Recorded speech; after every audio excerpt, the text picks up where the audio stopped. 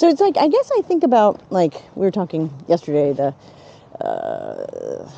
stages of life, and like 13 and 14, like the kind of a tween-ish sort of thing. And I think it's probably different. Obviously, it's different between men and women, boys and girls, but I think it probably is dramatically more concerning, dramatic, intense for girls, and I think probably more so now, because all of the pressure for body image and scary it is, and that thing we talked about yesterday where there's that kind of patriarchy thing, but there also is a movement for people to recognize more about toxic masculinity. But you hear so much more details about it, and women, if you're a girl and you're trying to be a gamer online, for instance, they learn really quickly, like, wow, it's an ugly world, and people just hate you because you're a woman. With Gamergate, remember that happened, where there was a woman who, I think she worked at GitHub or something like that, but she made some comments and was a gamer and would, speak at conferences, and just the kind of internet hate that would come her way was just unfathomable. And I think I knew when I was, 13, 14, 15, going into teen years, that there was some really weird misogyny kind of thing going on. Like, I could feel it, and I was like, ugh. I think that's why I was kind of hating it a lot, actually. And I think it's probably worse now, because if you do these kind of things that I'm sure the kids do, Instagram and Facebook and Twitter, and you have an online presence, the huge amount of pressure and weird cyberbully stuff that happens is a very different flavor for women, girls, as opposed to boys. I'm sure. And it's just magnified. It's one thing to be like back in the day and you're in the 50s, 60s, 70s where, okay, maybe you got singled out on the playground at your school and people were shitty to you or bullied, or, some kind of, thing you got called in the tramp of the school or whatever. But, imagine what it's today, where it's, you just exist.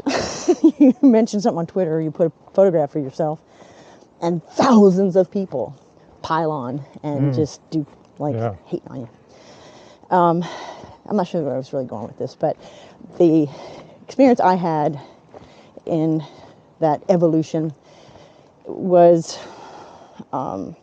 troublesome, and I was glad to kind of be done with it. But I also remember, as it was kind of entering into it, that I was just kind of sad, that I was leaving childhood behind, because it did feel better and safer, and for me,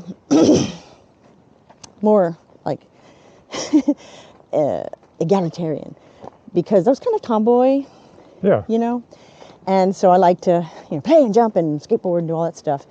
And I played on a boys hardball team because I was in the South and they didn't have a girls team. They didn't have softball where I was. And it's just kind of backwards there. But, he said, give me a cheerleader or dance. And nothing against those things. Those were actually awesome.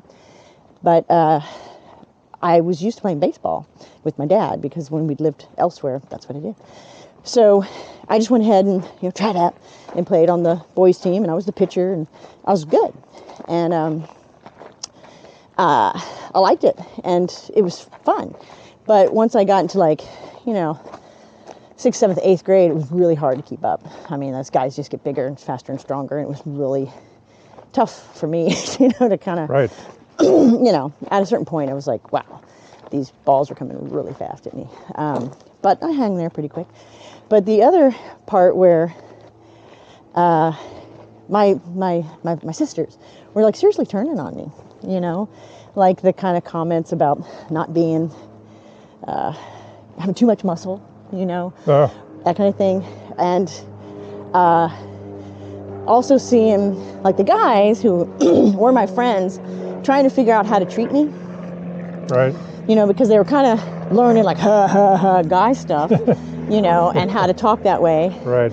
And the girls would come hang in the dugouts and be all like, ooh, in their little Daisy Dukes.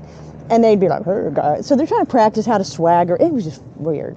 And I think they were trying to parse, like, who I was and how to do that. And I stayed friends for a while, but I can remember it just all of a sudden was different. You know, I was like, I'm not one of them. And what am I going to do with this, you know? Right. And I just saw my future looking, it's just going to get more and more of this shit. And I think I was really bummed about that, actually. I think now that's probably different because, you know, after Title IX, you know, passed, you know, women's sports, girls' sports got funded, right? Funded, that's right. And it was cool, and schools paid for that, and, you know, all those wonderful things that happened because of that. You know, we got the, you know, women's soccer, we win that, you know, and women's basketball is kick ass, you know, and everybody likes, I mean, like, people legit want to watch women's sports because they're good, not just because it's like, oh, hey, look at that. I'll let you go. So, Woo! remember the timing of Title IX, when you were a teenager, was that a thing yet, or? I remember hearing about it, so I think I was kind of getting in there. That being said, I was in, as I said, the South, in a small town, so it's a little kind of behind anyway, you know, so I had a slightly different, probably, for my age, transitional teenage experience than would have been here. And then, again, also in the South, the place I was, anyway, they were still kind of, and may still, do that weird kind of, start training the women to be a certain way, you know, like hair and makeup and going to cotillion and people actually having coming out parties, you know. You had to like learn how to, you know, use a consomme spoon and you know, like that was a thing. Like you actually had to learn this stuff and it was important and, you know, whatever. Where I doubt that they do that here. Anyway, so I think I entered into my teens a little bit with like dread. But I also was pretty excited about it because more autonomy, right? Yeah. And kind of like when we talked the other day about, you know, getting to play capture the flag that first time. So that, and but it also, for me, quickly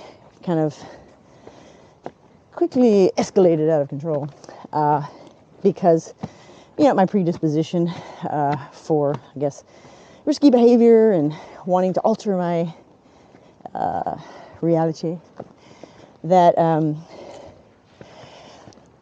and being in Louisiana, the huge amount of like drinking that goes on, and in Louisiana at the time you could drink when you're 18 or, now get this, 17 if you're with your uncle. What? I know. If you're with your uncle? Yeah, which I guess was like, and I mean, someone told me that, oh, that's really a law. And I was like, I don't know. But bars would say it all the time.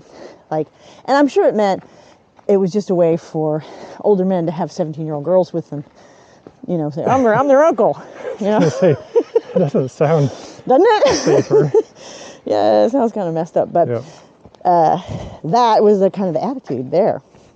So for me, at, you know, 15, I went to bars all the time.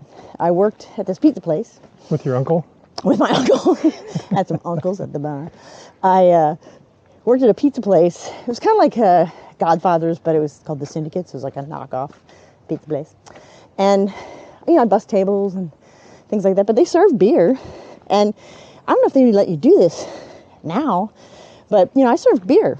You know, I'd bring pitchers of beer over and, you know, sometimes people needed shots, I'd bring them over, you know, so, you know, I was 15 doing this. And as time went on, I'm going to make you fall. No, sorry. we're just this side-by-side thing. Yeah. So at the time, they would let me, when the bartender would get like super busy, they would let me just be a bar back. And whoopsie, hi. And so. Let me swing back around here. All right. Oh, then you're going to be on the edge and I'll push you off. Okay, I'll be careful. This will work. Okay. I'll just let you take care of yourself. Because you know how I got the listing problem? Okay. All right. So I was in a bar back to 15. And then after a while, sometimes, I'd watched enough and been there long, and they would just be like, oh, I got to go do this. You keep care of the bar. Right. So I'm 15, and I'd learned how to do the basic kind of, gin and tonics and whiskeys, and then got pretty good, White Russians and stuff like that. So I was tending bar at like 15, 16, and So how did that come up? Were you like, I didn't look this like is one of my those guys. summer job, or yeah. I mean, again, like question the parents now. But I think because the culture, Louisiana, Lafayette, everyone's like, woo, les bâtons roulés. That it was just kind of like everyone did that. I was not an outlier, and the town where I was a small town, but it was in the middle of a boom because of the oil. So this small town had kind of blown up with a population, and it changed the population. So there are a lot of like country people, like some serious Cajuns, that literally had oil wells in the back of their yard. So they were like Beverly Hillbilly type thing, right? Like poor people who, weren't particularly educated, maybe hunted and trapped for a living, and then they were literally millionaires. And so, the idea of a 15-year-old girl tending bars was like, well, sure, she's good at it. Why not? And like people got married young there. Like it was not uncommon for 16, 17-year-olds to get married, and at all. And so, like I said, I had this like, my age seems like the kind of things that were part of my backdrop were the kind of things that would have been maybe for you guys, Northerners, 50s, like in the 50s. Sure, Jerry Lee Lewis dated his 15-year-old cousin, and it was like, well, that's kind of all right? But like now, that wouldn't have been okay.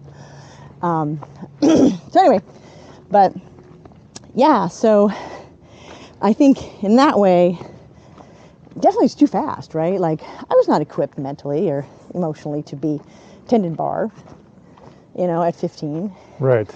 And again, it's not like, not that it would have mattered, but some 15-year-old girls develop really quickly, and they look like they're 20, Mm-hmm. And I wasn't, I looked like I was 15 or 14. And when I look at that now, I'm thinking, that is so weird, like that is so weird how that was. But and that it wasn't. That is uncommon. weird to be tending, making drinks at 15. Yeah, and whatever. But so, and I think because of that, since I had access and it seemed like normal, I was partaking in a lot of that alcohol at a young age. And again, I'd go to bars all the time. I had a boyfriend at the time. Again, this is another questionable thing. I was talking with my friend Stephanie last night about, teenage years and dating and all that stuff. And she had said she had had an older boyfriend when she was like 15. And her mom was kind of aghast about it because he was like 20. And she moved her. They moved to South Carolina to get her away from this situation. And I was like, wow, really? She goes, yeah. She goes, in hindsight, smart, right? Because I might have run away with this guy, Anyway, so during that time, I was 15 and I had a boyfriend who was 19. And my mom knew, and we didn't actually, do anything like untoward, more than just your normal little 15-year-old. But still, he's 19, I'm 15, Mm-hmm. and I go to bars with him all the time. And no one would ever question it. So for me, I actually was kind of like a regular at certain bars in the neighborhood and tended bar at this other one. So I was not having what, hey, look at her hairdo. Not having, I think the appropriate paced transition from tween to teenage. It was more like, Yeah, so for me, I think I had kind of a weird transition. I hadn't quite got my sea legs, and I was certainly not digging the fork that was happening for gender. Right. And I didn't feel like I had maybe nobody does, but I just didn't feel like I had the help and the support that I would have needed to really cope with such dramatic things as like, gender and identity and sexuality and, you know, what is okay to do, right? But, you know, your brain's still forming. You know, didn't occur to me that this was going to do me some serious damage as a young person, you know. But anyway. Yeah, you were just like, oh, I cool. want a job, I want some spending money. Yeah. And, you know, everybody else here's drinking, so why shouldn't I? And I also wanted to keep up, right? So I was trying to do that. And I've read some things about, you know, alcoholism and how it kind of takes hold. And there's, you know, certain, I don't know what you call it, theories, but schools of thought that not only is there a genetic component to be predisposed for alcoholism or addiction, but that how you and how much you start drinking and when, that can sort of make it more likely. So the way I guess I think about it is, you know how someone would have maybe a gene for multiple sclerosis, but it doesn't, what do you call that? Display, doesn't, not manifest trigger. or... Yeah, trigger, I guess is the way.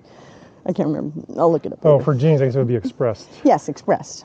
So if, theory goes, if you, at a young age, start to consume huge amounts of alcohol, that you could get this, quote unquote, like allergic type issue. And when I say allergy, I don't mean like, oh, it makes me sneeze, break out of hives, but it makes you out of control cravings. So it's an allergy that exhibits in things like craving and compulsion and all that kind of stuff, like not being able to stop drinking, right? And because I think there are also people who say that with peanut allergies. Like sometimes a kid could get a peanut allergy after having kind of gone to town on peanuts at a certain point. That there's something that the over consuming of certain things actually is what kicks off that kind of thing. Anyway, it's kind of bad for me to be like, oh, tossing out these half-baked internet research stuff done. But suffice it to say, I pretty much had that happen really quickly. So drinking a lot and, you know, blacking out real early on. And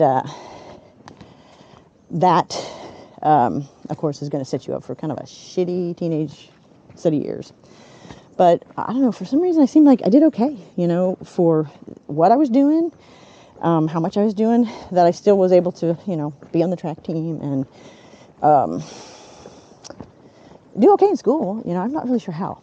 It might have been that it just wasn't that hard, you know, and I could stumble around and still be okay with that. And I didn't drink like every day, but, and this again is not uncommon in southern Louisiana, you know, New Orleans kind of thing. A lot of my friends would just binge drink on the weekends and kind of pull yourself together and then just keep going. But it was definitely in place for me and bad, you know. Had a couple of times where I had to have my stomach pumped, you know, and, you know, blacking out and being really scared, like, what happened? What did I do? Oh my gosh.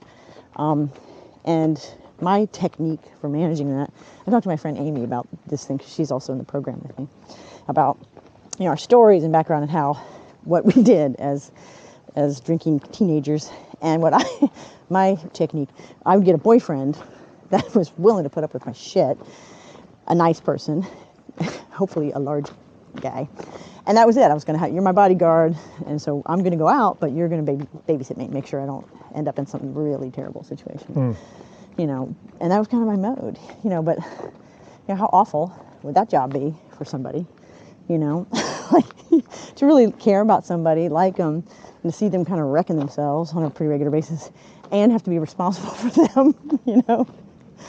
You know, it's like, I look back on it now, I'm like, oh my God, that's so awful, you know? And so those are definitely some individuals that I needed to make amends to after getting in the program. I think I told you a little bit about that yesterday. Yeah.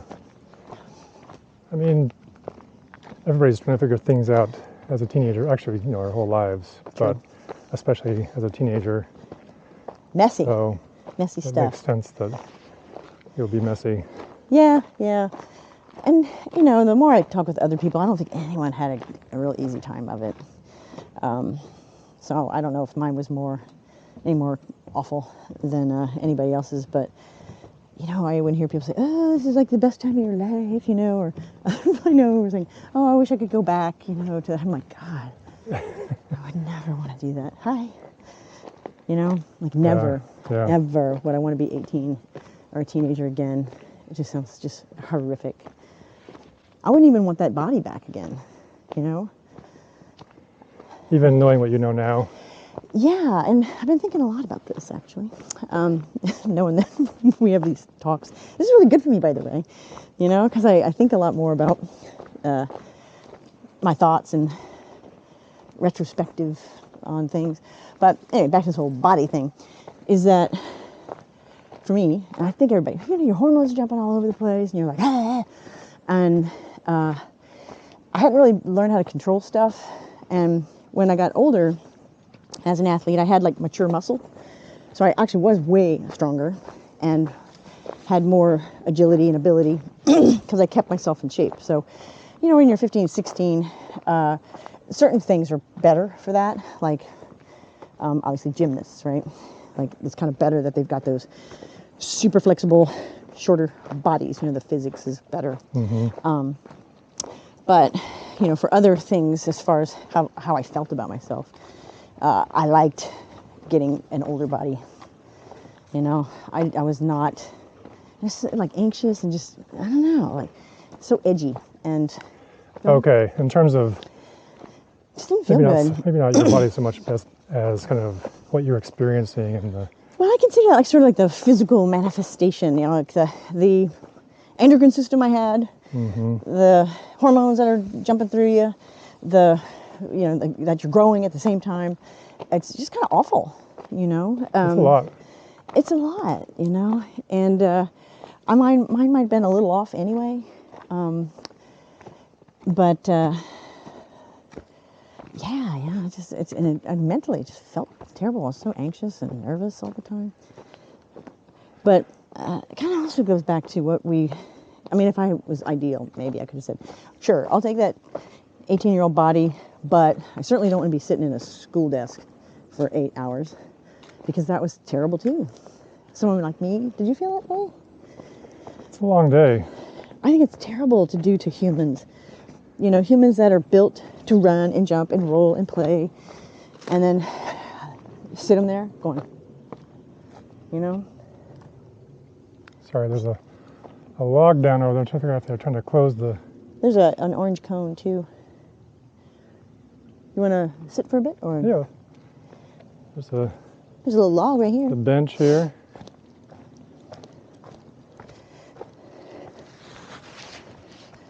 Oh, it's so pretty. I'm trying to also take in the gorgeousness. You know, I didn't start drinking till just a few years ago. Right, that's right. You were protected. But see, in some ways, isn't that kind of better to be protected from that horror? I don't hardly drink any at all now, because as soon as I start drinking, like one glass of beer and I already have a headache. Oh. Mm-hmm. So I don't have anything helpful to bring to this conversation. Well, really. I'm interested though. I mean, like in your culture, the way you were brought up, I guess your compatriots were similarly so, right? Like that wasn't a thing. You guys didn't have friends who were like, "Come on, woo!" like that. Right. Oh, okay. Yeah. I probably would have been better off. I kept thinking, just put me in a convent, man. Just like lock me down for a while. So, I guess some questions I have. So some of it was just like, well, you know, I'm working at a bar. Yeah. And so. Yeah. You drink because you're at the bar. You got to taste the cocktail you're making. Right? Yeah. So then it became sort of natural to do that. I think. Normal. I think for me anyway, it seemed normal to do that. I'm sure other people that were in a similar thing were like, yeah, not really. But for me, my family, kind of big drinkers there, and there's some alcoholism in my family, again, to that genetic aspect of things. My mom, neither my mom nor my dad are alcoholics, but there's some grandparents who were, and maybe some uncles and aunts kind of seem like that could be a thing, and some cousins. But so anyway, for me, even though you're like, okay, you work in a bar and you're partaking, it was different for me, like from the get-go. So I hear people say, people who are alcoholics, and it's a common question when you go through the "Are you an alcoholic?" checklist, is that the first time you had a drink, what was it like? And a lot of people who are normies, they say, don't even remember the first time they had a drink. They're like, yeah, uneventful, But for nearly every alcoholic, they're gonna be like, oh yeah, that hit the spot. Like they're digging it like right away. And so for me and other people I know that are alcoholics, they'll say like, yeah, like my whole life I was waiting for finally to have some relief, and that was it. So do you have a sense for what you were wanting relief from? Well, for me, just I had massive anxiety, I had like panic attacks when I was 5 and hugely anxious, and part of that's predisposition, which I've come to learn and think is actually would have been great. Like if I was in a tribe, you'd be like, okay, yeah, she's real active. That would have been good. But if you're like that way and stuck in a classroom, it just becomes ugly and unmanageable. So the anxiety, and then I think being predisposed, it just triggers something. Like you're kind of waiting for it. Because there's some. Again, there's internet research that I've done. Actually, this is more than that. I've looked at these things. That alcoholism in certain cultures is more prevalent than in others, and the theory, or the way it looks, is that the longer that alcohol's been in a culture, the less alcoholism you see. So you'll see more alcoholism in like Inuits or Native Americans and things like that, like cultures that weren't exposed to alcohol for centuries. Like I don't know if it's because like the people who like in Japan, they've been drinking sake for thousands of years, and they don't see so much of that. That's kind of a theory. I don't know. But like there's just stereotypes, right? Like Catholics, like Irish Catholics. Woo! I mean, it's a joke almost, right? That they just party so much. And if you go to Ireland, I mean, like that's a job. Like you drink, that's your job. It's just a big thing there. And so it's partly cultural, but I also think there's physiological things. So physiologically, I could tell I was different, like right away. Like I drank and I was like, yeah, this is great, and give me more of that, and give me more of that, and give me more of that. Like there was no thing that was not going to be like, I want more of that. And partly it was like, the first time doing that and going, oh God, I don't feel terrible. And I'm not so nervous. I can actually talk to people, and I'm not scared at a party. I'm like, hey, how's it going? And that felt really good. But for me, I would keep going, and so to kind of go over the edge there. Yeah. So where it's like not funny and cool, you're just falling over. But at that point, for me, in my mind, and I look back on my career of drinking, especially teenage years, was like I was just looking for oblivion. Like, it's not like I really wanted to die. But I just wanted to keep going that direction at all costs. Like I just want to be out of this completely. Yeah. Blackout. Like that looks like a good thing to do. I want that. Yeah. So yeah. So speaking of internet research, I listened to a podcast once. Okay. So makes you an expert. Science podcast from some medical professionals in the field talking about addiction and talking about the dopamine release for whatever your drug is, which doesn't have to be a drug; it can be a behavior or whatever. Sure, right? Sure. Gambling addicts and stuff. And that there's I'm gonna get the terminology wrong, but basically there's like a push-pull to it. So you keep pushing for the dopamine, and then at some point your body is like has this sort of stored up pain that once you stop, then the sort of pain is worse than it would have been. That kind of will sort of even out again. Yeah, that makes sense. But also the more of whatever you're doing doesn't quite give you enough of the dopamine as well. Right. This was in the context chasing the dragon. Yeah. This was in the context of like whether it's people on their phones on social media. Sure, very addictive thing, right? shots of that dopamine. Ding ding. So right. Yeah. To that extent, I've definitely experienced little minuscule aspects of that. So I have some understanding, but compulsion. Yeah. Just like keep going with this because I'm but definitely avoiding something that's painful. Or whatever. Right. Yeah, painful or boring, maybe. Or boring, yes. Yeah, That's a because big one for me. that doesn't feel good to be Yeah. kind of like, there's something uncomfortable about boredom. Yeah, yeah. It's, really similar. I mean, and again,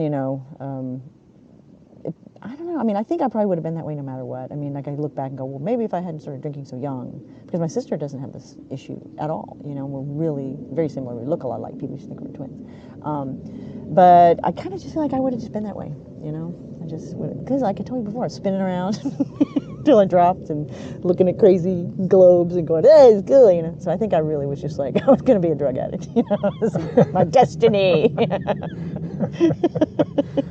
I'm not sure if there's a direct line there, but I do. I think there's something. Yeah, I think there is something to be said for massive amounts of anxiety, not really wanting to be in this world, or not being able to handle this situation, and wanting to control it. And then when you find something that, at least for the moment, controls it, you don't want to let go. You want to keep doing that.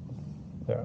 And alcohol does it. Yeah. And I imagine, especially in your teenage years, when you have so much else that's going on that you're trying to figure out. Yeah, it's probably scary overwhelming. Stuff. Yeah, it is overwhelming, and that was a good way to kind of like mute it, but also to make it. Even though I seem like I'm a relatively extroverted social person, I still have a lot of social anxiety.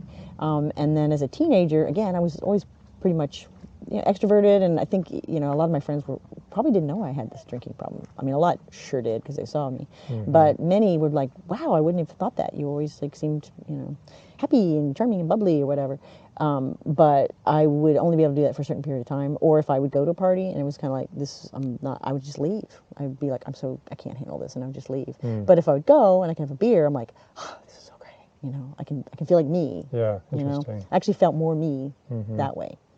Because I could kind of calm it down. The first one or two drinks, but then after that, it was just bad. Yeah. And then those one or two drinks just went real quick and didn't work, and then it was just like, So I just spent a lot of that. More the 20s, like the teenagers years, not so much because it just didn't have as much access. But as soon as I was like in my 20s, it was just a shit show. Just alcohol and drugs and just totally out of control behavior. A mess. A mess. But oddly enough, some people were surprised. Like when I made amends to people, and some of them my amends were I wasn't available to as a friend. That people who maybe I didn't do something completely crazy with to rude, dump beers on them or whatever.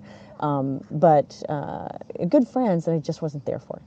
And because I was so hungover, I couldn't be there, or I would avoid them because, I wanted to go to this crazy party and wouldn't be with them. But so like some really sincere, wonderful people that really I would have been much better served by spending time with, just wasn't there, And so some of my amends were contacting those people saying, I wasn't a good friend to you. I wasn't there for you. This took precedent and that must have hurt. And some of them were like, yeah. And some of them were like, I don't really know what you're talking about. You always seem fine to me, So I don't know, it's kind of a mixed bag. But that is like I kind of do wish that other people had similar reasons to do that kind of work. Like being in recovery, I talked to different friends of mine. Some are, like I said, normies, and they don't have as big of a reason or motivation to do a lot of that reflection and say, like, let me look at my behaviors. How did I do this? What was involved? What's my part in this? What would I rather do? Instead of trying to blame other people for all your problems. And for, myself, alcoholic in a program, that it's like your life depends on it. Because if you don't do that kind of work, you will kind of forget that you're fucked up. And you'll probably think, oh, I'm sure I could have a beer and that would be just totally fine. And or just the other, step into the next thing of being able to, or thinking to even, go to someone that you haven't seen for 10 years and go, wow, that was really out of line. Like I was way inappropriate, that was rude, that was selfish or unkind, and I don't know, like, I don't know if I hadn't been an alcoholic and hadn't tried to get my shit together, I wouldn't have done that. I would have been kind of like just a general jerk, I think. Just garden probably asshole. Maybe not an alcoholic, but just kind of. Did the reverse ever happen? Did anyone come to you with feedback? It's, later, oh yeah, years later. yeah, yeah. Like it's kind of, I had sort of a bifurcated situation. So, my main drinking career was in my 20s. So that was in Louisiana. And, my college time. And some of my college was like, I had college friends who I partied with. And some of like the normal smart people that I kind of, knew that I seemed to be kind of doing, but I kind of hid it from them. And then there are other people who literally had no idea. But there's a Venn diagram of people who I did, hang out with and was normal and smart and did, normal smart college people things. And, but they could see kind of what I was doing. And this one guy, such a good guy. He was like a really sweet person. I'd known him like in grade school all the way up. Really intelligent, just a good guy. And he, at the time, was, a Christian, but not like an annoyingly Christian person, you know what I'm saying? Where he believed in anything, but he wasn't really like dogmatic or pedantic and judgmental and like that. But he was walking the walk, good guy. And for some reason we were dating, which is kind of weird, right? And I think other people were like, wow, what a weird pair you guys make. But anyway, so we were dating, and I think for a time I was kind of like, hey, let's do all this. And he was kind of like, no, I'm going to save myself. And I was kind of like, what? About that. But how cool, that he was actually that kind of guy. But he also was scared by my behavior, because there were times where like he either knew or heard that like I was in the hospital and I had my stomach pumped, or people would say, dude, Eileen was wrecked at that party. She was like throwing up all over the place. And, I'm sure he was like, wow, like that's fucked up. But then, and I touched on this early before we started this whole hootie ha thing, that during that time I was just getting fucked up more and more and more, crazier and crazier and crazier, more and more depressed, because the things that start to happen, when you have that chasing the dragon thing, is that, you have this problem, so you're anxious, and so you do this to kind of calm it down or to hide from the embarrassment of what you did, and then you're back and you're like, now I feel even worse because I have these memories of this awful behavior, and now I have to drink to kind of forget this awful behavior, and then you just like, it just escalates and just gets really messed up. And during that same time, I was like trying drugs, cocaine and pills and just anything to get my hand on, acid, so basically anything. So I was just like, woo, all that kind of stuff, out of control. And then at a certain point, I just lost my marbles and attempted suicide. And it just awful, like it was just really twisted, sick scene. And I could talk more about it, but I'm feeling kind of weird because there's people right there. Later, I'll go. I think they're doing their own thing. So. Yeah, okay, you're right. But anyway, it was a gross mess. Like it was blood all over the place. And it was just like it slit my wrist, and it was just awful, awful. Wow. And at the time, I can remember feeling actually great, which is really sick, right? I mean, it wasn't like sad or angry or happy. I was just kind of like, yay, like some kind of bizarro ecstasy kind of feeling. And I look back now and go, wow, that's a crazy person. Like that's insane. To know that that's my mind, and there I am doing this. And even at the time, I had a certain amount of disassociation. Like, this is insane. What you're doing is insane. How you're feeling about what you're doing is insane. You really are that person. Like I really was like, I should just not be on this earth. Like there's something Anyway. But it ended up where, I kind of passed out, and someone found me and took me to the hospital. And I was like, so crazy. They stitched me up, and, it was like, oh. And I was, again, so wacko, didn't really understand the gravity of what was going on. And they were saying things like, okay, we're going to have to, call your parents, and come pick you up, and, get you to a hospital, kind of thing. And I was thinking, well, no, I got to go. I have an exam tomorrow. I need to, because I felt fine then. I was like, oh, things happen. People try and kill themselves. I was just so minimizing this thing. And they were just like, you're not going anywhere. Like you're going to go to a hospital for quite some time until we figure out what's going on here. You're a danger to yourself, basically. Yeah. And I didn't want to tell my mom, because my parents had insurance and things like that, but I didn't want them to know, and I didn't want them to be burdened with this thing. And so I kind of didn't want to tell them. And so I guess I didn't really think it through. My thinking was like, okay, so I have to go to a hospital for a little while. And, I'd seen movies, people in, loony bins. It didn't look that bad. And I was like, I'll just go to this hospital, I guess, Anyway, so I'm in Louisiana, so I had to go like a Louisiana State Mental Institution, which is not a nice place. They're not nice. I imagine. Yeah, I mean, it's just like, and it's Pineville, Louisiana. And it's like, now it's like a cliche, like people say, oh, you're in Pineville. And it's like, like the kind of things you see in movies, like the Snake Pit, it's like bars in the windows and like green paint and like, crazy people just all around. Because they're fucked up people, right? And they're fucked up people without insurance. So they're kind of really out there, right? And so once I got there, I was like, oh, clearly I'm in the wrong place. A mistake has been made, but you can't leave, like you have to be there for like, see, I laugh because it's nervous laughter. Sure. And, but I guess there's some kind of law, like you have to be there for 2 weeks when this kind of check boxes happen. So you're there and you have to be for like 2 weeks. And this sounds so fucked up, but they seem to have gotten me confused with somebody else there. Like there's another girl that seemed to be like my height, brown hair kind of thing. And it was a shitty place, and these people aren't really nurses and doctors. They're just kind of like cafeteria workers that are just in a room down the street. They're not down the street, but down the hall. And they're in a kind of a glass booth, and they're kind of like, what? I mean, the movies are like, oh, how do you feel? Like, nobody's like that there. They don't care. It's just like people in a booth saying, here's some drugs, shut up. And it was bad. And nothing to do. There wasn't any like painting. You think there'd be like painting classes. Mr. Spitting. Like nothing to do. There's no puzzles. There's just crazy people going, it's terrible. Anyway, so that was kind of a bad scene. And they had me confused with this person, which kind of made it really difficult, because she was really crazy. I mean, I was just problematic, right? I was suicidal, but she was like a raving maniac and mean. Anyway, I'll get to more details there. So there I am, I think I was like 19 then, and I just was like, oh my God, like what is wrong with me? I'm just really, I'm messed up, and I knew it, and I knew the drugs were a big part of that, and just trying to come to terms with all those things, And I remember they had like a board, chalkboard with everybody's on the ward's name, Sally Smith or whatever, and then what they were. So on the board it said, Eileen Lenahan, suicidal psychotic. And I was like, it was like, wow, that's who I am. I'm suicidal psychotic.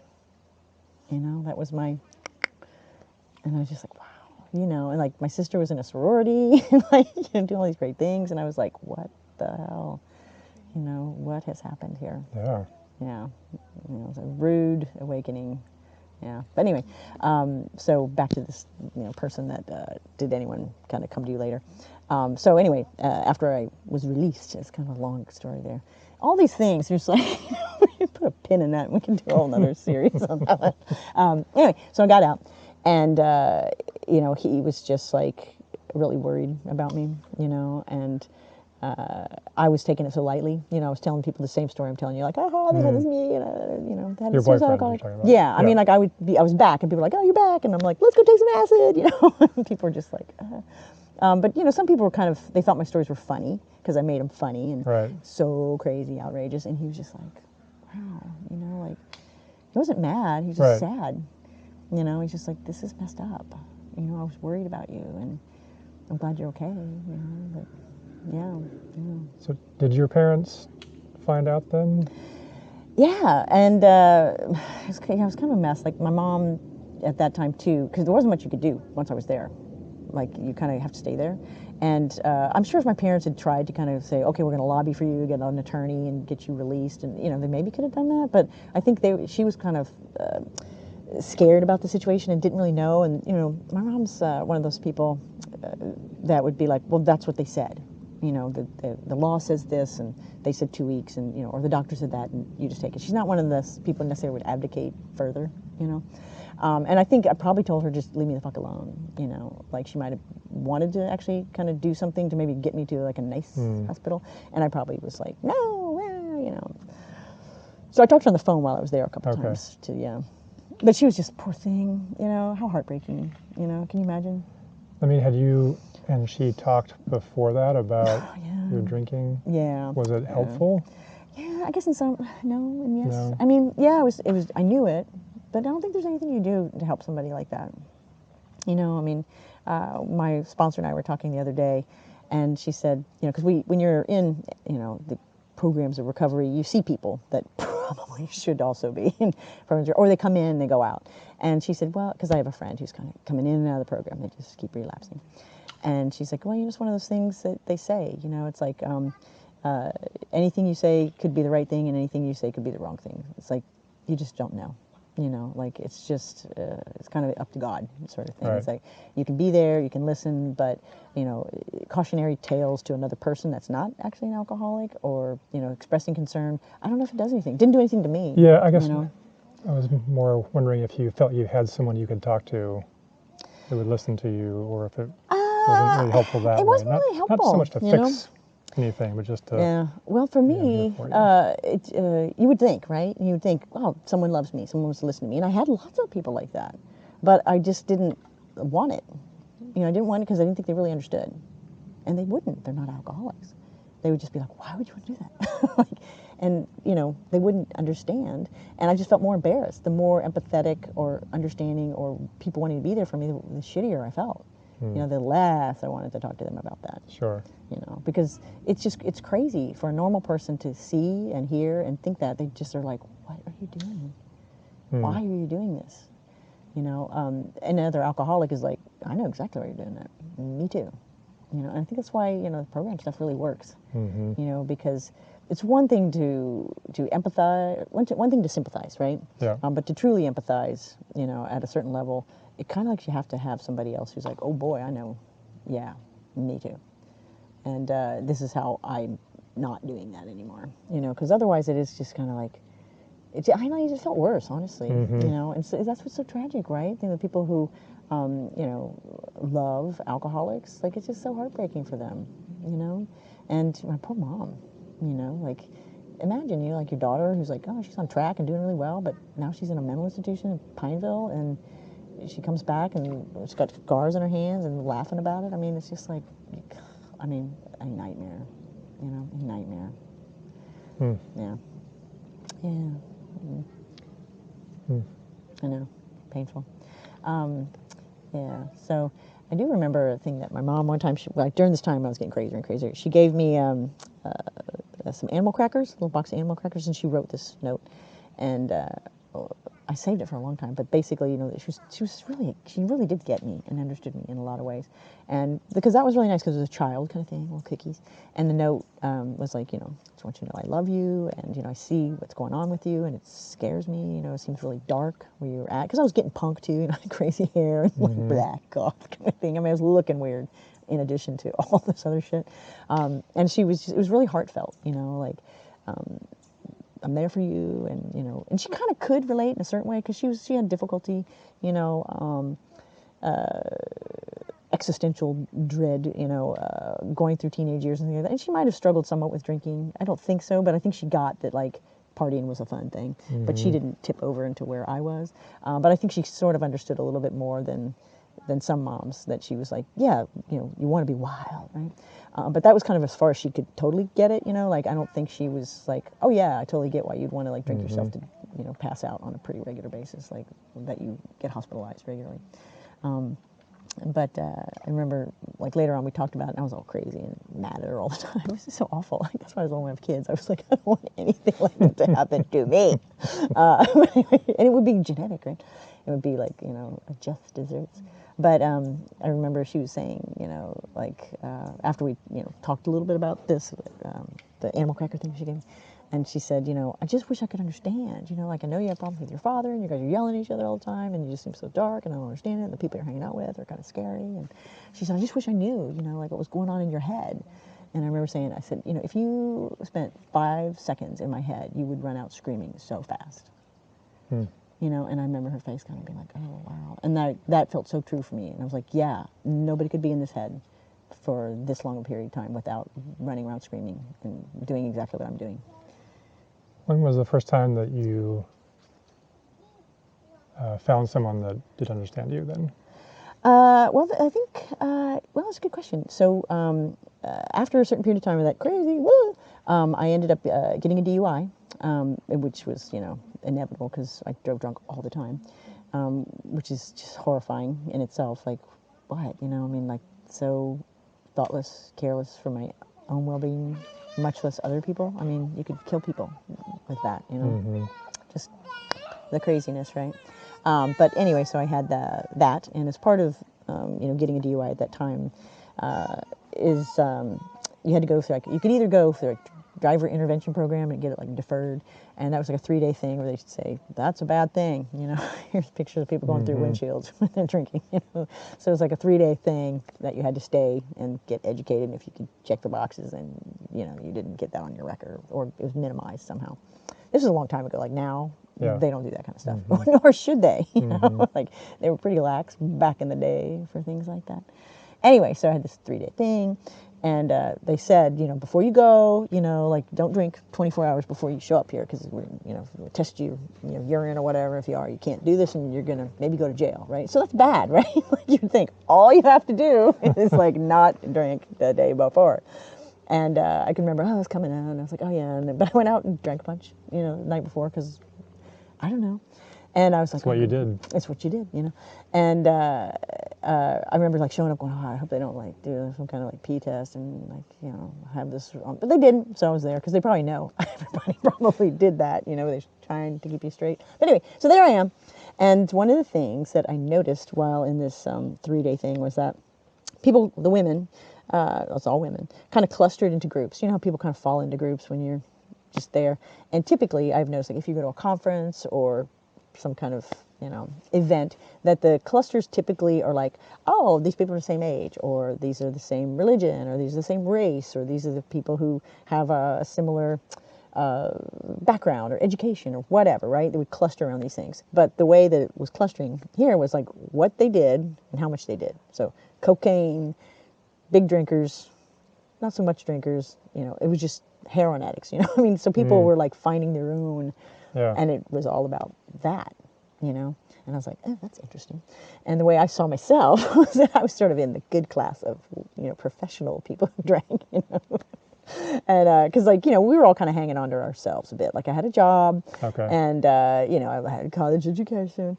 And, but I drank a bunch, right? But, so what? Like, people do it. I'm just kind of cool that way.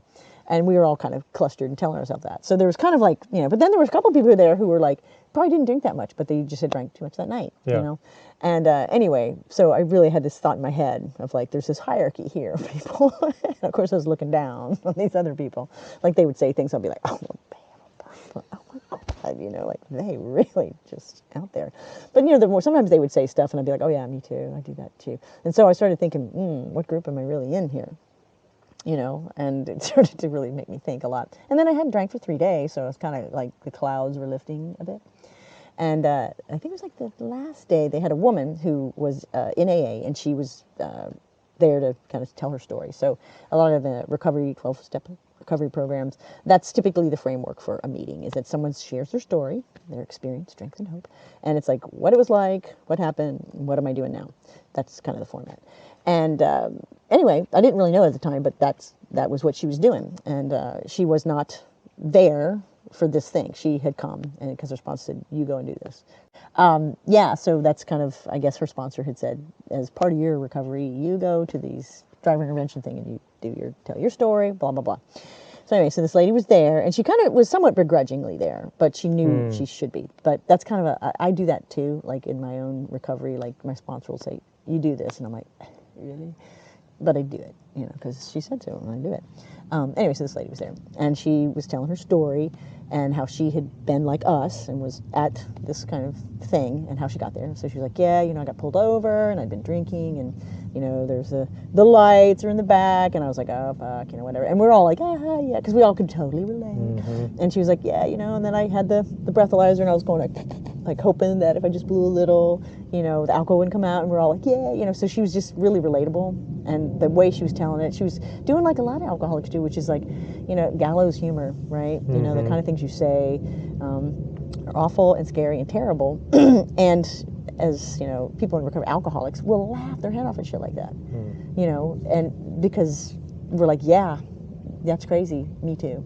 And it's just kind of funny, like when you see that sort of thing, like when Andy will come with me to meetings sometimes. He's not alcoholic at all, but some meetings are open, so you can go there. And people will be sharing the story, and they're like, yeah, I did this, and I did that, and did this, and the crazy kind of things.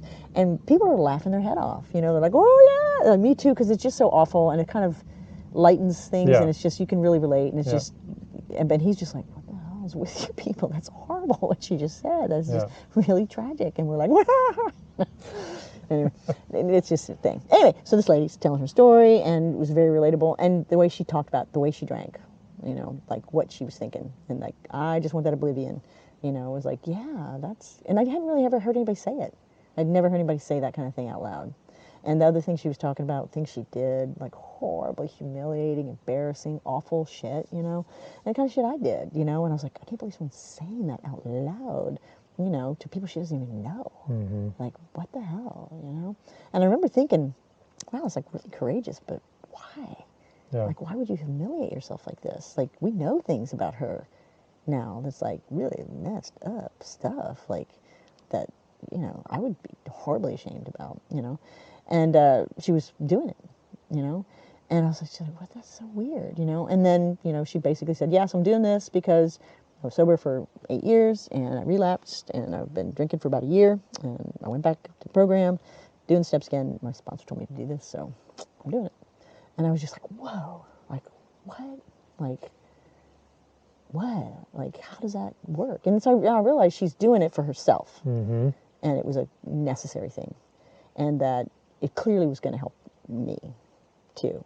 And like, that's how she got there. So it was really, I kind of got it then. I was like, oh, okay, I see how this is. And she understood, you know, and I understood.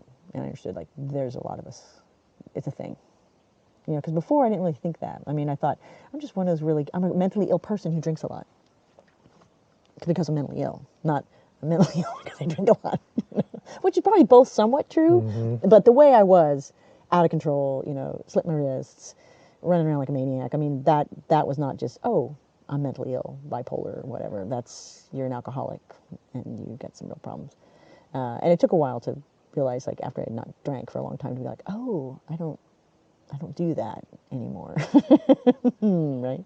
But anyway, so after kind of hearing that, I was like, mm-mm. And so towards the end of this 3-day thing, they kind of put people off in little areas because you're gonna have like your little review at the end, and they gave everyone, and I've seen them before since then, and people talk about it all the time in meetings.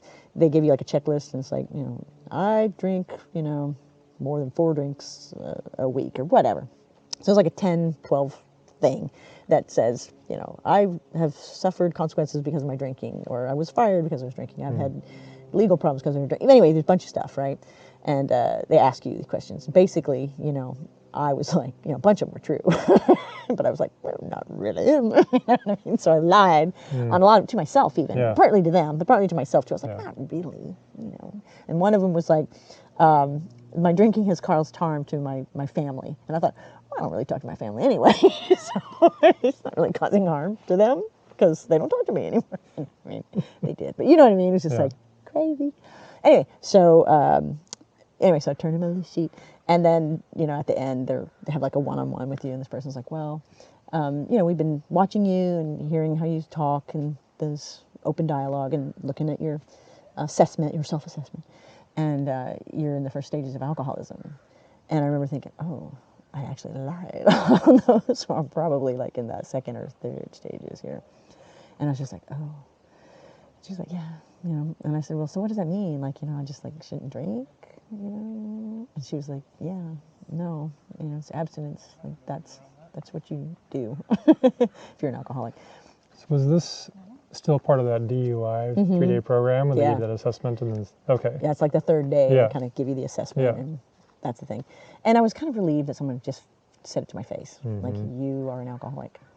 You know, we've seen these things. We've talked about this stuff. You've seen the stuff. You heard this lady. You've watched these patterns. And during that whole time, I was kind of having epiphanies all the time. Like, how far down do I want to go? To which group do I want to be in before I'm like, oh, and the moment you get into one of the group where you're like, whoa, that was beyond where I thought it was, you don't have the wherewithal any longer to go, I'm fucked up. You know, I mean, I kind of thought to myself, like, I won't know how fucked up I am very soon. Like, I won't be able to see this. Yeah. There's like a window of sanity happening right now, and if I don't go through that window, it might not be open again. Yes. Yeah. So, yeah. Wow. Yeah. So that was my teenage years. That was at 19. Yeah. Actually, no, I was like, by the time I actually got my act together, it was probably like 25. Yeah. Yeah. So, I mean, I like 19 was when I was in a mental institution, but after that, I, had, OD'd, had my stomach pumped. I was in another hospital. I mean, so it took 4 more, like, shit show years before I was like, but that's when I got the DI. It was like, what a blessing, right? I mean, thank God I got that DI. So what was different after that point for you? Well, I think having just had it, I'd kind of been knowing it for a long time. I wanted someone to kind of stop me, really. I just didn't know for sure, I didn't know what it looked like. I didn't know what being an alcoholic looked like, because I also kind of thought, well, I'm mentally ill, I just need to get this mental illness under control, and then I won't drink, not realizing that it's like, why don't you try not drinking and see how that goes. You know? I was terrified. I didn't know what my life would look like without that, because I relied on it so much just to manage my anxiety or to socialize. It kind of who I was. I mean, I kind of liked thinking of myself as a sort of drunken raconteur. Raconteur? How do you say that? Someone who's a raconteur. Someone you reconnoiter. No, that's not Reconnoiter? It. No, that's like when you look for like the stuff that you're gonna like. Raconteur. Sorry, I got raconteur. Someone who's like spins tales. Like oh, I remember when I was in Africa. Anyway, but yeah, I mean, I think I thought that's who I was. I'm a party girl. I'm fun. I'm crazy. That's who I am. Like what would I be without that? My identity was very wrapped up in that, and I was scared to not do it, but like I said, I was kind of relieved that finally someone just said that to my face, and it was kind of a relief. And I think at that point I saw, okay, these are the kind of things you can do about it. Like that lady said, this is what I'm doing now, how I'm doing this, and I was like, oh, okay. So there's a path somewhere, like there's other people who are like me, who are managing to string together more than a few days of not doing this, So what was your next step then? Well, I actually ended up, I didn't want to go to AA, which is weird, right? Because I still thought, okay, it's probably a good thing, but it's probably churchy, because I hear people talk about God, and there's probably a bunch of, old guys in, raincoats, and they're probably really bummer, so I don't want to do that. But I just got, a ton of books, and I oddly, when I look back on it now, it's like, oh, okay, I was listening, having stories. So I got a lot of biographies of people who are alcoholics, Richard Burton, and this guy who's a journalist who was an alcoholic, and then also Steven Tyler, a bunch of rock star people, and they talked about AA. So in a way, I sort of got AA through these books, because a lot of 12-step programs, because there are many different types of addictions, right? They have that format of this is what it was like, this is what happened, this is what it's like now, and so the meetings start that way. Like someone tells their story, and so they're all kind of that way. So in a way, having all these different books and people who were in 12-step programs, I kind of got AA through that, but it wasn't like a formal kind of way. And so I just didn't do that I just didn't drink for about a decade or so. More than a decade, probably 12 years. I just didn't drink. And this is when I was at LexisNexis, so this is interesting because this is around the time I knew you. So didn't drink, doing those things. And I was I also kind of was, I don't know if I was really, I went to this Christian church, but I wasn't all full on with it because it just, I was like, it's hard to get behind a lot of that Christian dogma, even when I was a kid, I was like, come on, they arc, that wouldn't happen. It doesn't make sense, it didn't make sense. But I kind of could get behind the idea of a Jesus kind of guy, somebody that loved everybody. So I could kind of be like, well, the idea. And then, the parables, I could get behind that. So I actually would go to this Christian church because it was like, this still works, right? I mean, it's still love and compassion, and these parables are true, in a way. But the literal interpretation, I was like, whatever. So I was kind of just did that. So I had my own sort of spiritual program, and then cobbled together this sort of AA-ish kind of thing because of the stories, and I knew people who were that way. So that was kind of working. But at the time, my life was kind of getting like, And I look back now, having been in the program, that people tell me like, oh, that's a dry drunk. That means you're just not drinking, but you aren't actually in recovery. Like you're just hanging on. Like it's like alcoholics will say, okay, I'm not going to drink until 5 o'clock. Right? So they're really just holding off, right? Or I'm not going to drink until Friday. Or I'm only going to drink on my birthday, but I'm going to get plowed on my birthday. You know what I mean? Like that's kind of an alcoholic mindset, is that I'm not going to do that now, but I'm going to, you know, like you're saving it up, binge, you know? And I see now, in retrospect, that that's kind of what I was doing. Because when I decided, like, I'm not going to drink, I'm not going to do this kind of stuff, in the back of my head, this is going to sound so crazy, but in the back of my head, because I like drugs a lot. Like heroin, I was like, yeah, I like that. I mean, I didn't shoot up or anything like that. Not that I wouldn't have, but I took prescription drugs. I had a friend who was a doctor who gave me like Dilaudid and all kind of drugs, which is super irresponsible, you know. So that's a whole other story there. But anyway, so I would take prescription drugs, which really kind of accelerated that drinking, and probably why I went down so fast, you know, in the way that we just talked about, where I was like, you know, suicidal and all. Anyway, so during the time that I was like, I'm going to get my shit together, I'm not going to drink, I'm not going to do drugs, you know, I'm going to kind of get my act together. I also remember thinking, I'm going to make a bunch of money, I'm going to make a bunch of money, and I'm going to get myself set so that I can safely do drugs, not drive off a cliff or hurt anybody, maybe not even kill myself, or, you know, end up in the hospital. So I may get like a nurse to like take, like Howard Hughes, you know. I was thinking, that's going to keep me on that, be rich and a heroin addict safely. That was my plan. A safe addict. Right. I mean, I never even said it to myself, but in the back of my head, that's where I was. Yeah. So, you know, I was on that track, right? You know, and I was making money because I became a workaholic, honestly, you know, which is, again, you know, same thing, different incarnation. I'm not comfortable. I'm anxious. What can I do that will give me some kind of outside thing that will feed this inside hole, make me safe? You know, money will make me safe. Esteem, ambition, people thinking I'm smart, or what, or just occupying my mind, whatever. You know, same. Is it the same thing? Same addiction. Same. I got a hole in my heart. Just a different drug. Yeah. And anyway, so that was going on, and then I just, you know, I didn't realize it, you know, what was happening to me, but I was just getting more and more anxious, and things weren't working, and nothing was filling the hole, and I just was like, fuck, what's going on? And my marriage was kind of crumbling because I was just so mad at everything, you know. I was going off on him, all kind of stuff, and I just couldn't, I don't know, wasn't doing well. And this is when Lexus bought Courtlink. Do you remember that? Yeah, so Lexus bought Courtlink, and then I was working with the Courtlink people. And they were cool, woo, kind of people. And so I started working with them. I was a UX person, and then they brought me over to do like a what do you call it? Like a retreat. They were wild people, right? But anyway, so every year they would take the whole dev team to Whistler, like the guy who was the CEO at the time.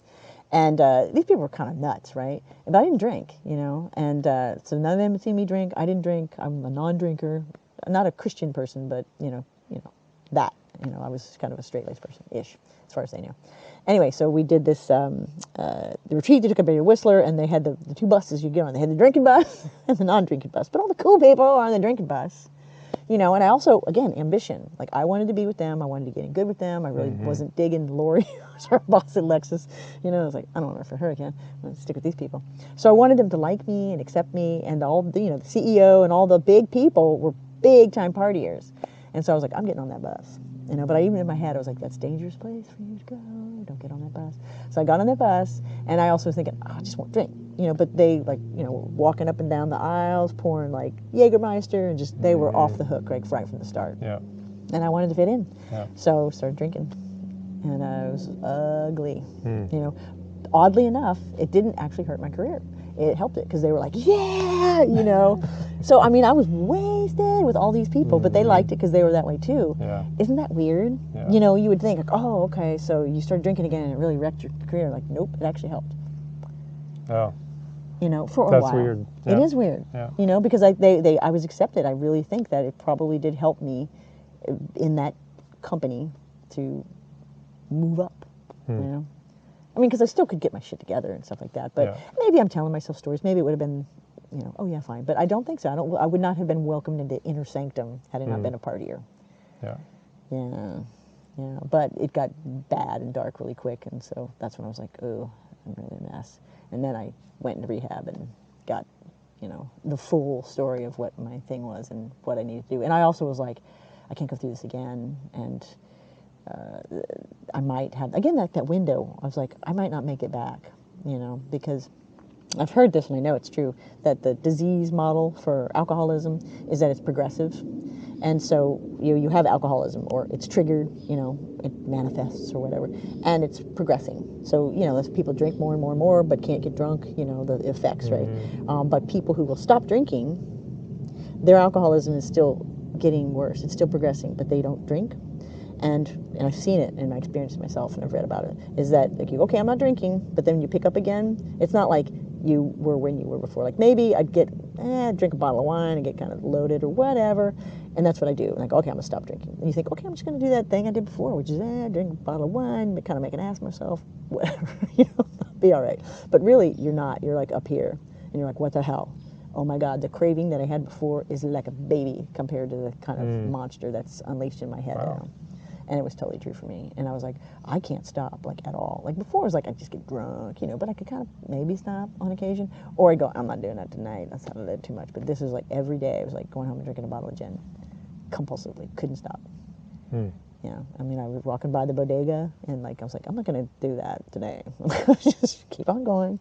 And I would see myself and my hand would be going like this, going, why is your hand doing that? Yeah. Yeah. Why is your hand doing that? And I don't know, but we're doing that. It was that again when you go, I'm a crazy person. It was sort of that similar thing of like, who's doing this? Who is cutting this wrist? Who is holding this bottle and taking it home? Like, who is this person? Or not even person, like, who's this, I don't know, manifestation within me kind of thing. Yeah. Evil, right? Yeah, no, it's a weird sensation where you're like, like you're saying, I don't want to do this. And you're like, this is not good for me. But you're just like, you do it anyway. Yeah. And just repeatedly. Yeah. That's no fun. Yeah. Yeah, it's a very, I don't know what you would call it, crazy making, or it's already just crazy, right? Hard. I think it's just, when you're in that addictive cycle, that's what you do, that's the right? cycle. That's what it is, right? Yeah, The definition of insanity. Yeah. Oh, it's like that cognitive dissonance too. It's like, I don't want to be doing this, and yet I am. Yeah. Yeah. Again and again and again. Yeah. But, it sounds like there was something, it wasn't just about that cycle, because like you said, there was a hole that needed to be filled. Until you address that, then right. Yeah. no amount of like, nope. I'm not doing this is going to Yeah. help over time. Right, because it's like, I'm not going to do this because I want this thing later, then I can't drink and I won't get that thing, or that money, or that job, or whatever. To kind of kicking the can down the road sort of thing. It's not filling the hole. It's not addressing the spiritual malady, as they say. And that is like another 12-step thing, as they say. It's like, it's a disease, the mind and the body and the spirit. So, unless you fix all that, like, it's just not going to work for you. Yeah. So is that, I mean, we could walk while we talk, but was that kind of how it worked for you? Is that you eventually kind of, I don't know, was there like therapy involved to kind of for address? Sure. Yeah, like for me, and I've been in therapy forever, on and off. And when I was, during that 10-year, what we would call a dry period, I was in therapy. And I'm sure some of the therapists probably thought, oh, you are an alcoholic in this dry thing. But a lot of therapists just don't actually understand the addiction model. It's they understand kind of the specifics about, psychology and so forth. But it's the same as, I guess, akin to how in medical school, doctors don't get a whole lot of dietary stuff, right? There's only so many years that they can give you stuff, and they'll have, okay, we got 2 weeks on diet. but they have to learn all this other stuff. And with psychology, similar kind of thing. They're like, okay, this week we're going to talk about, alcohol and drugs. Okay, let's move on to, the abnormal psychology spectrum of personality disorders, chapter 5, So a lot of the tools that I got in therapy during that period, super useful, but I was not really able to apply them until I really, got in recovery. But, had I actually been drinking, I would have been able to do that even. So, yeah, I would say all of that, learning a lot of aspects about, myself and psychology, tools, meditation, different yoga, diets. But, for me anyway, it was definitely the whole 12-step, which is, somehow you get the message from someone who has been there, gets it, understands it, and understands that, no one is going to fix this for you. Okay, you're going to have to do this. And here's some templates that might work for you. So yeah, so in rehab, it's also more education about the nuts and bolts aspects of addiction. And in rehab, I know people who do it kind of differently. Like rehab, they have a lot of different things and options for you. Many of them will say, hey, you might want to look into AA. It's a thing. People find use. And, there's lots of like studies, and it's been noted that, having a support structure, hugely helpful. So even if you were the kind of person who was like, God, AA's got this kind of God part of it, or you cannot deny that having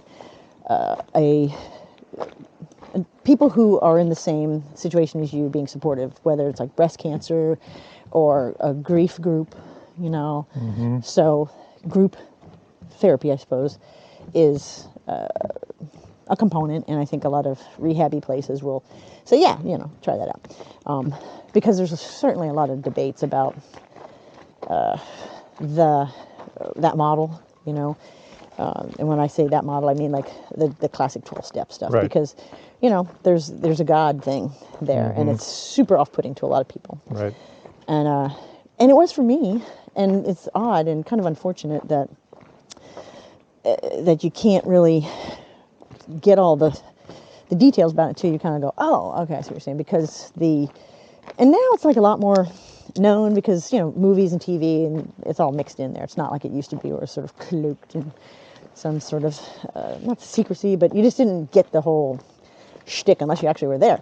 But now, I've seen, some good movies that there's a protagonist or somebody who's an alcoholic, and I can't remember the name of the movie, but it was Ben Kingsley was the actor. Anyway, he's got, he's an alcoholic and whatever, and they show like a scene where he's in an AA meeting, and he gets a sponsor, and the sponsor's like, okay, well, part of this, program thing is that you have a higher power, that's something that is not you, something outside of yourself, because clearly you can't do this by yourself, because you've demonstrated that you're a freaking train wreck, and you've been trying to stop and you can't. So, and the higher power for some people is like, God or Jesus or Mohammed or, the goddess or universe or nature or, whatever.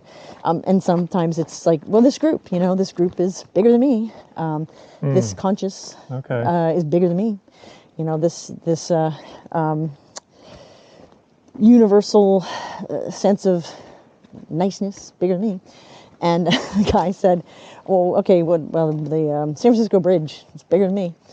And the guy goes, that's cool, fine, that's yours. And so you can do that, right? You can say, it's a doorknob. It honestly doesn't matter, because it just is a mechanism to get you out of your head and to stop thinking that you are the one that's going to be able to figure this out. And I thought it was really brilliant in that film. And I know other people who have picked equally like odd things to be their higher power, and they swap them out. Like one of my friends was like, just couldn't get really behind that, and they were talking to their sponsor like, I can't really get behind a higher power, powerlessness, I don't understand it, it just seems kind of whatever. And she said, well, do you believe that I believe that a higher power has helped me? And he was like, yeah, sure. He's like, okay, well, you can borrow mine.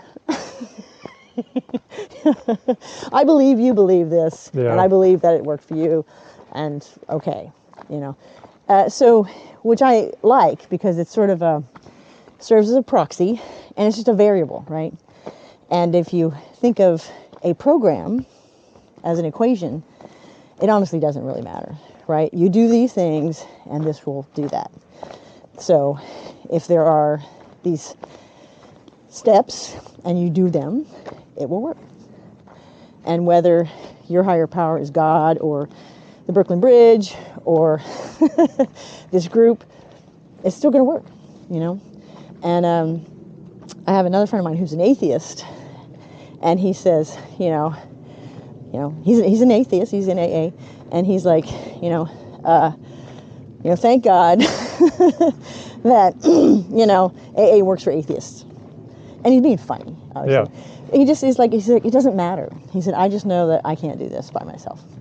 And so for me, like God is good, orderly direction. And okay. Yeah, it's just like, look, don't get hung up on that. Okay. Because clearly whatever the hell is your problem. You debating about higher power, what's God, is really kind of irrelevant. So just put in a variable and move on. Right. Well, that's good to know. Isn't it? Yeah. Because, I'm an atheist now, and I've had, similar thoughts about that, about the 12-step program and the higher power. So that is a good way to frame it, I think. That would work for me, I think, if I was in there. Yeah. Like your atheist friend says. It's a variable. Doesn't matter. And you plug it in and then move on. Right. The steps do work. Yeah, and there's a few, and I go to them sometimes. There's AA atheist groups. And, they basically kind of, sometimes they spend a little too much time, like, in my opinion, going, well, we're atheist AA, and like, okay, you win a medal, so what? Like, because the important part is, the rest of it. Yeah, like, and the rest of it is, like, okay, you are clearly whacked. It is demonstrated by your behavior. You cannot control yourself when it comes to alcohol. That's demonstrated. And if you don't think so, go out and do some more experimentation and come back when you really think that that's the case for you. And people say that, like, they're like, well, step one is I'm powerless over alcohol. And so I don't really know. And they're like, okay, well, go do some more experimenting. Yeah. And when you actually feel that you can't, then maybe we can talk. But sure, if you're not, you're not. No one's going to, like, say, you are powerless. It's clear. They'd be like, how would you know, But anyway, so the step one, some people can't get past, And it's like, well, I don't know. I'm not powerless over anything if I just tried harder. It's like, okay, well, how's that working for you? And so it is kind of good to be like, okay, I don't really understand it, but when it comes to this thing, for whatever reason, I start to have a beer and I can't stop. So help me figure this out, because you guys, same thing, you tell me the story, sounds just like me. Our battery's getting low, but we'll just go till it gives up on us. Yeah. I might say these wrong, so forgive me if I do, but basically it's like, okay, powerless over alcohol, and then that your life is unmanageable. And again, I know people, I have a sponsee that's kind of hung up on this one, where it's like, your life is unmanageable. And they're like, well, my life's actually not unmanageable. I can do this. It's like, yeah, but, you bring up to points like, you are going to get fired from your job because you've been caught drinking 3 times. And they've told you need to stop. And you did it again. Does that seem unmanageable to you? They're like, well, yeah, but no. And it's like, okay, clearly you're not quite there yet. But anyway. And then the next one is sort of came to believe that a power higher than yourself, or something greater than yourself, could restore you to sanity. And again, it is sort of unfortunate, the language, and I don't know if they'll ever change it, because maybe you don't need to, because it is working. But that something outside of you and your intellect can help you or will need to intervene in some way. And again, that could be, if I were to go the example for God, right? So what is God? I might say, okay, well, for me, God means next indicated thing, which is sort of Buddhist, right? What do you do next? Right. Don't worry about anything right now. Just chop that wood, carry that water. Don't get all neurotic. And if it's good, orderly direction, if you're like, okay, here I am, I'm upset, things are stressing me out, oh gosh, I want to drink, and you're like, well, what's a good, orderly direction? Well, it's not that bar. Maybe you should go for a run. And that could be it for you. That's it. That's God for me, is good, orderly direction. So it's a concept, but it will still function. I'm trying to put this in the context of, therapists I've worked with. Like, the first half dozen or so did not work at all. Well, yeah. They weren't helpful for me. But I finally found someone who was helpful. And I'm like, well, I went to her because I was like,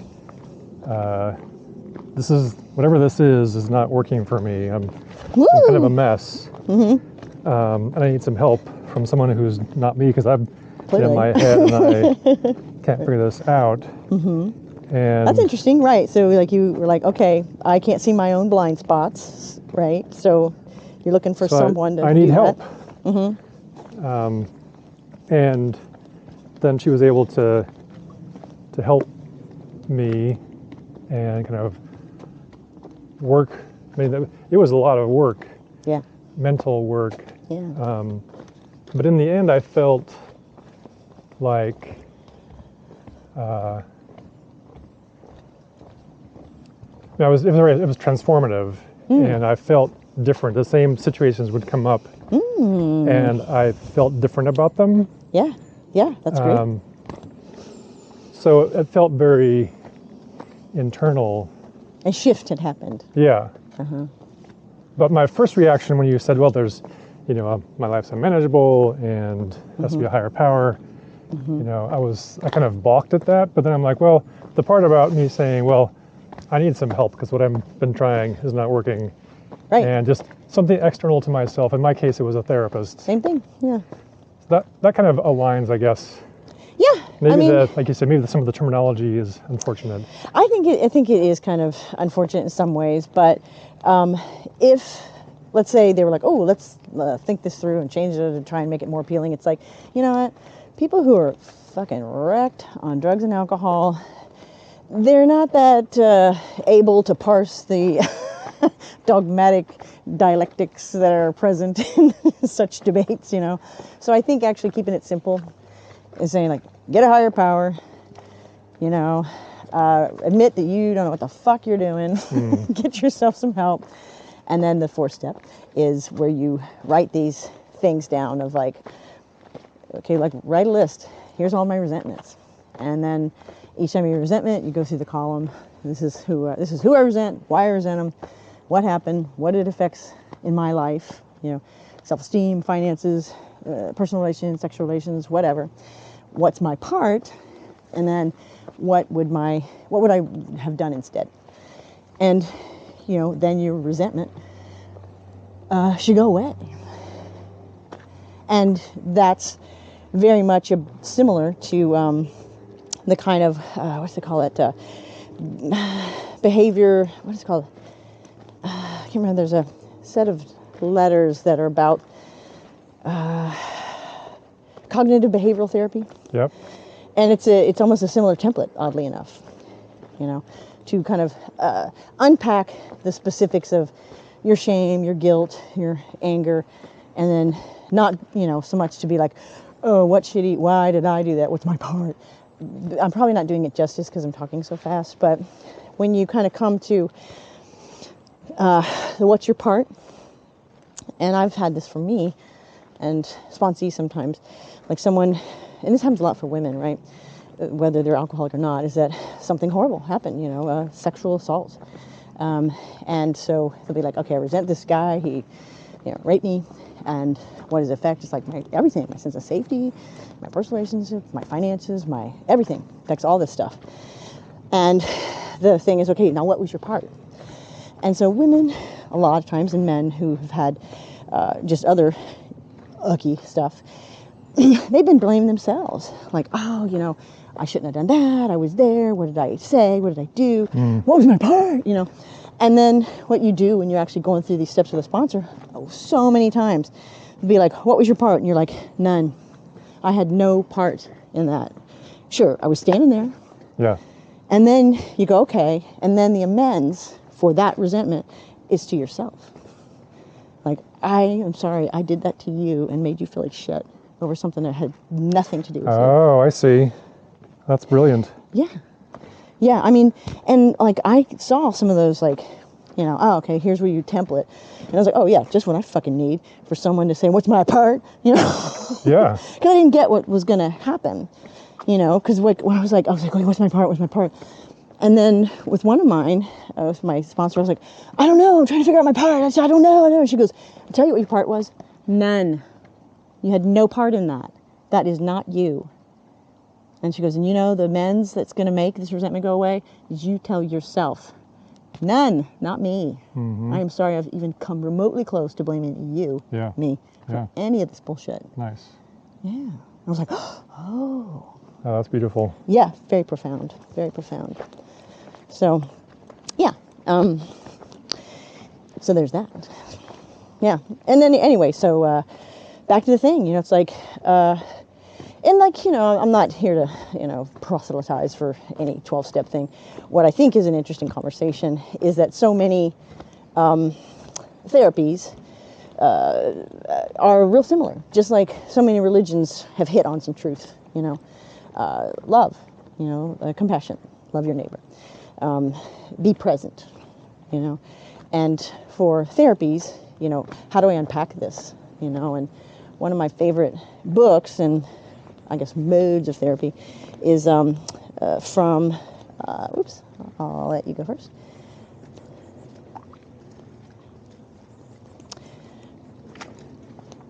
This is so cute.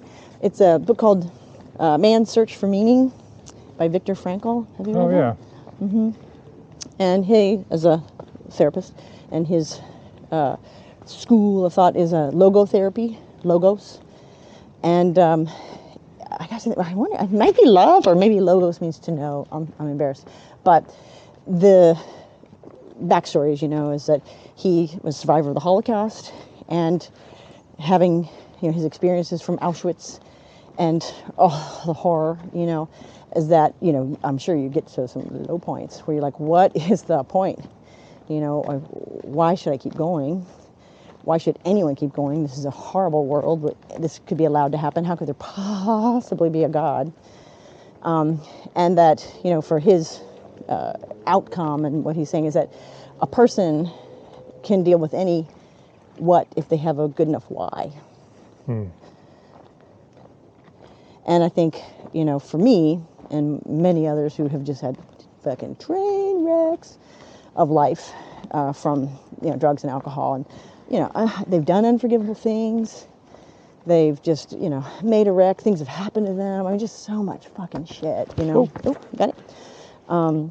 That when presented with something like this, is that, like, as messed up as you are and things that you have done or been done to you, that it's going to be of value to someone. You make this work for someone, if it is nothing more than a cautionary tale to somebody, or that you have now made a psychic change.